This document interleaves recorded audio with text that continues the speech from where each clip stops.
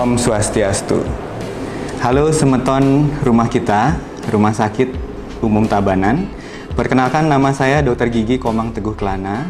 Saya merupakan spesialis bedah mulut dan maksilofasial di Poligigi Badan Rumah Sakit Umum Tabanan.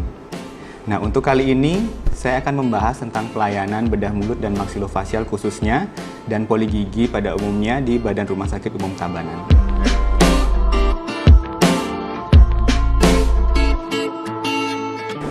Spesialisasi bedah mulut itu merupakan cabang dari spesialis kedokteran gigi yang menangani beberapa kasus, yaitu 4 divisi utama. Yang pertama adalah infeksi, yang kedua adalah trauma dental dan maksilofasial, yang ketiga adalah tumor dan kista, yang keempat adalah kongenital. Jadi 4 divisi besar inilah yang kami tangani di divisi bedah mulut dan maksilofasial Poligigi Badan Rumah Sakit Umum Tabanan.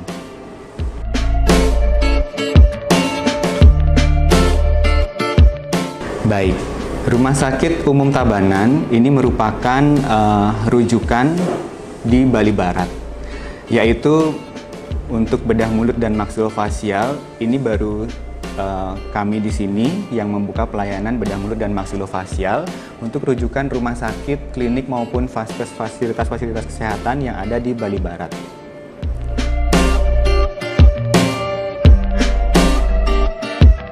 Seperti yang saya jelaskan tadi, 4 divisi dari bedah mulut dan maksilofasial. Yang pertama adalah infeksi.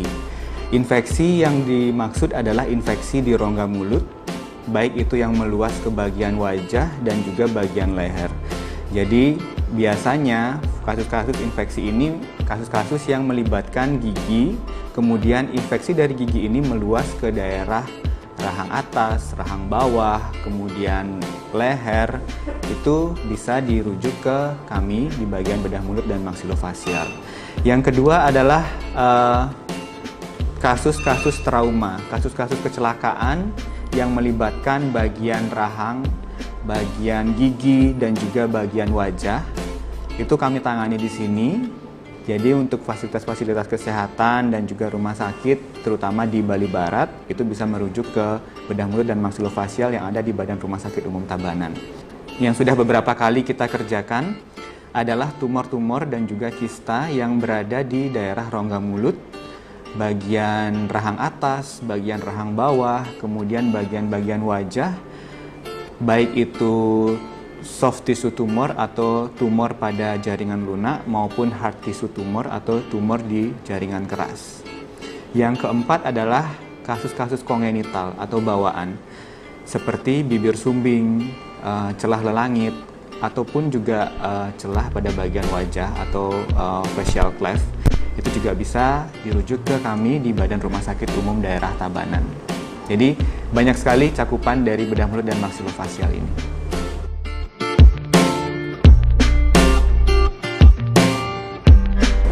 Baik, di bidang kami, bedah mulut dan maksilofasial, itu kami bekerja di dalam poligigi. Poligigi Badan Rumah Sakit Umum Tabanan dalam pandemi ini sudah menggunakan atau mematuhi dari protokol kesehatan.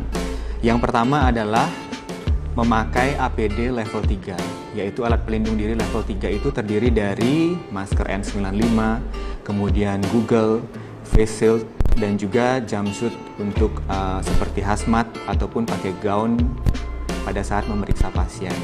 Yang kedua yaitu penggunaan suction aerosol, yaitu suatu alat yang untuk menyedot dari produk aerosol yang diproduksi oleh tindakan-tindakan di bidang kami, yaitu bidang bedah mulut maupun di bidang kedokteran gigi.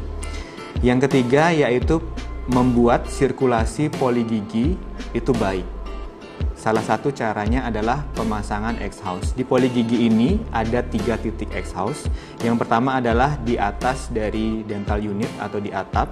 Kemudian yang kedua di bagian bawah tembok dari poligigi. Dan yang ketiga adalah di bagian oka minor. Jadi ada 3 titik sehingga sirkulasi di dalam poligigi ini diusahakan sebaik mungkin.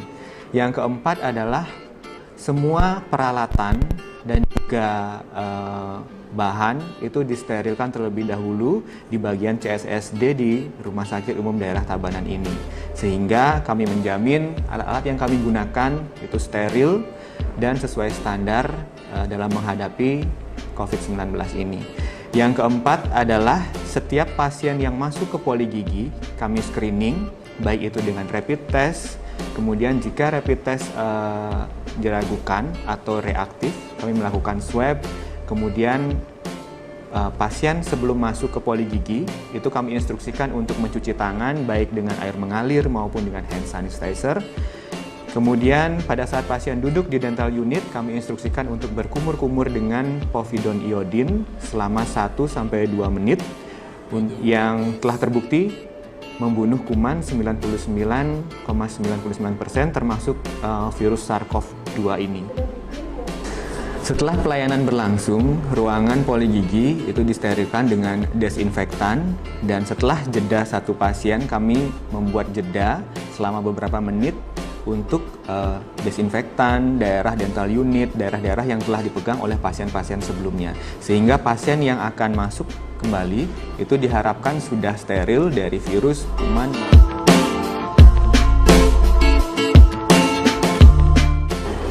Ya, untuk pasien-pasien Badan Rumah Sakit Umum Daerah Tabanan, terutama di poligigi, itu tidak perlu khawatir.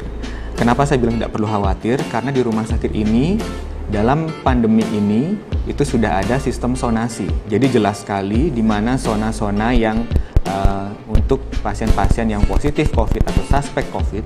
Kemudian ada juga zonasi yang bebas dari pasien-pasien yang suspek maupun yang sudah terkonfirmasi COVID-19.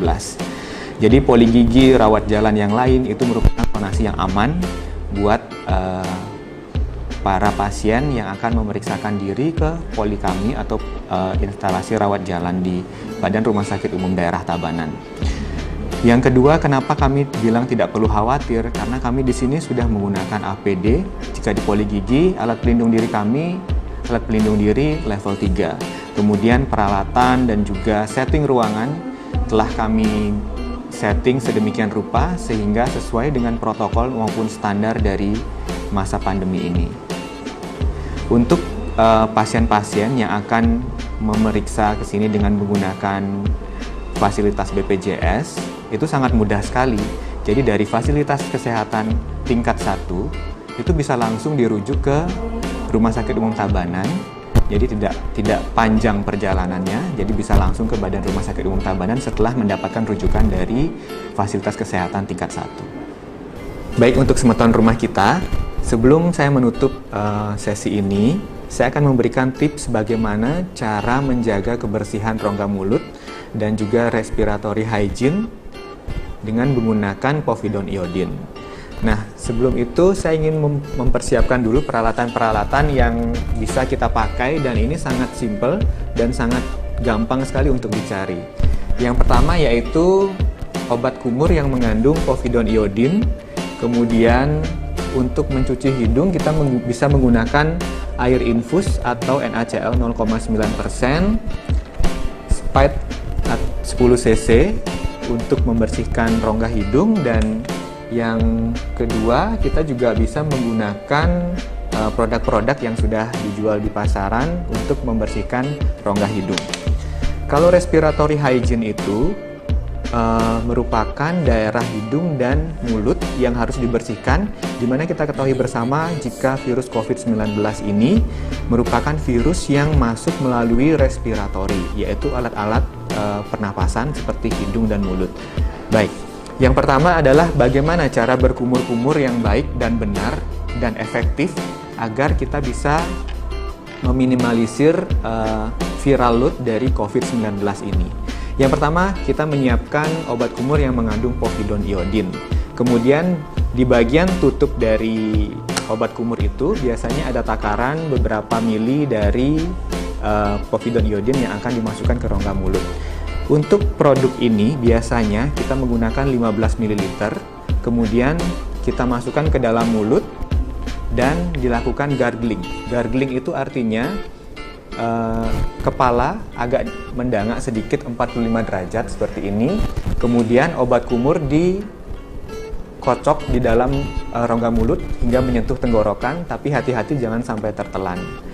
Kemudian dilakukan gargling selama 15-30 detik. Nah, setelah itu obat kumur bisa dibuang dengan pelan-pelan. 30 menit setelah kumur-kumur, diharapkan tidak makan, tidak minum, maupun tidak kumur dengan air biasa, agar kandungan dari povidone iodine tidak hilang dan kita memerlukan waktu, atau virus ini memerlukan waktu untuk dibersihkan di rongga mulut ini.